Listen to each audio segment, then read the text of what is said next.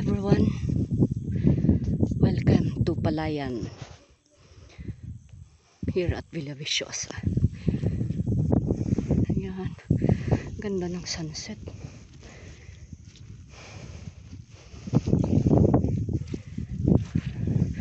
This is the perks of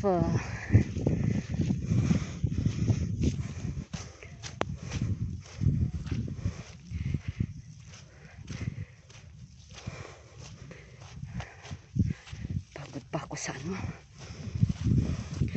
pagtakbo.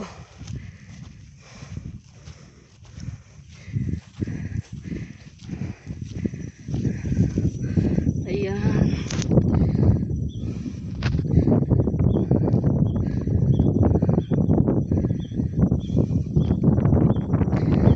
nakikita nyo yan.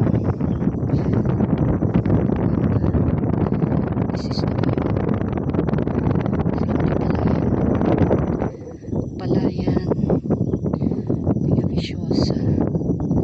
Nakikita buong ano na nga pala, wait at paikutan natin from there. Villaviciosa, San Isidro, pagano'n doon sa bandaran. Dito naman part na ito ng Pilar, Villaviciosa. Ganda ng clouds po, and naabutan namin itong sunset with the clouds kissing the mountains. Diba? Ang ganda. That is the nature. Katatapos lang kasi ang ulan. Kaya kung makikita nyo yan, lahat yan nakapalibot dito. Puro mga ulap. Ayan. Puro ulap lang makikita mo. Doon lang ang maliwanag sa Bandaron. Yun ang doon naman sa Bandaron, kung magpaganon ka, part na yun ng Ilocos and Santa, sa likod-likod ng mga mountains na yan, Santa Ilocos. Dito naman yung mga mountains dito, Pilar,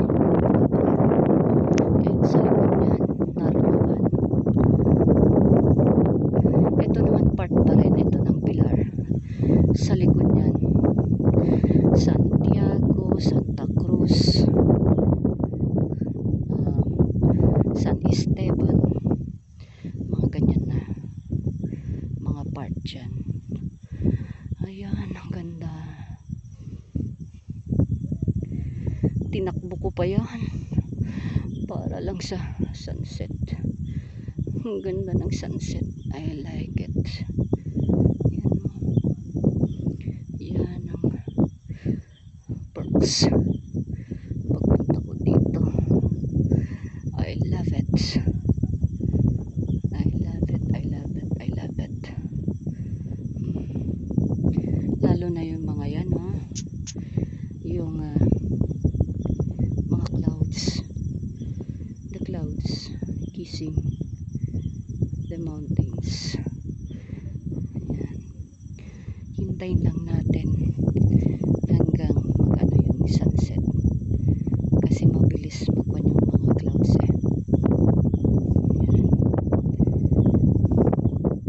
Sa mga nature lovers na kagaya ko, this is so satisfying.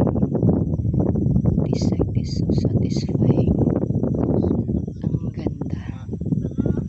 Ang ganda. Thank you, Lord, for this view. For this very beautiful view. This day is a very, very stressful day for me. Sa trabaho. May problema sa trabaho.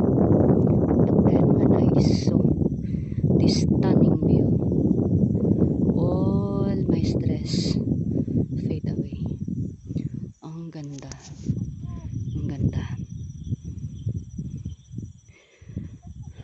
And this is the nature's God's gift